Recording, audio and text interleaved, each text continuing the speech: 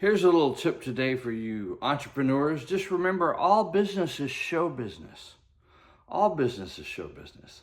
You know, there's that famous song, there's no business like show business. Well, there is no business like show business because all business is show business. Whether you're in the music business or you're putting on a restaurant, walk into any of these churches around here. They're all over Dallas. What are they doing? Putting on a show. It's just something to kind of think about, to make things fun and stuff. And when I moved to Dallas in the early 90s, there was so much going on, and it was kind of like show business. So I wanted to share some of the stories today because these are the things that are going to end up in my book, and they're a lot of fun. But so in the early 90s, when I moved here, I couldn't really when I started my band, I had a hard time getting a gig in Denton where I wanted to play. I wanted to play at Rick's place. It was booming and everybody was happening there, but we were a new band and the owner, Ed LaMonica, wouldn't have anything to do with us yet. And so I started working on the Dallas scene a little bit. And I managed to get my foot in the door at Poor David's Pub, which is on Lower Greenville Avenue. And that was the first place where I had any success with my band. And David Card, the owner, was great to us. David Okamoto, who was a writer for the Dallas Morning News at the time, did a little story on us. And, I started eating down there and hanging out at Teiichi, which is here in Richardson now. We're real sad to hear that they're going to be closing, but that started on Lower Greenville. Teppo, where my buddy Teiichi started, was on Lower Greenville.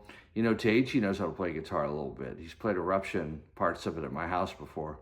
And then there was the wonderful restaurant, Daddy Jack's, which was owned by Jack Chaplin, who became a good friend of mine, used to come to my shows.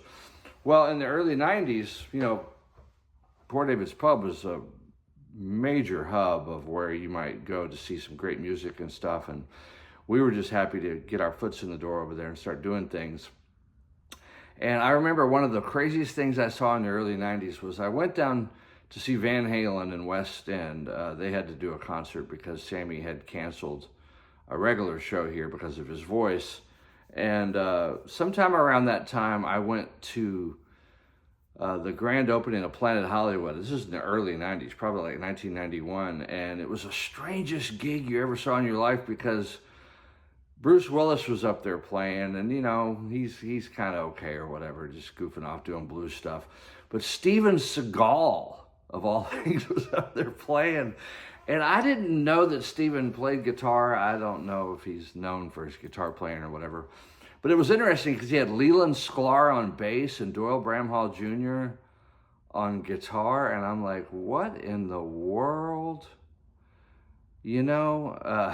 So I watched the whole show, just left my head scratching. And I was telling Jack about it one night. And Jack said, hey, man, let's go down and check out some real blues, And so after he closed Daddy Jack's, we popped over to a little blues bar right next door, and it was Doyle Bramhall Sr., who was still living at the time, good friend of Mark Pollock, who I loved, who had Charlie's guitars, was always so good to me. Mark is just great to me.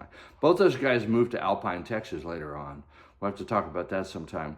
But anyway, we go next door to this blues club, and there's Doyle Bramhall Sr. setting up. His son, Doyle Bramhall Jr., comes in, and he plays the guitar upside down. I always remember that. And guess who was on bass?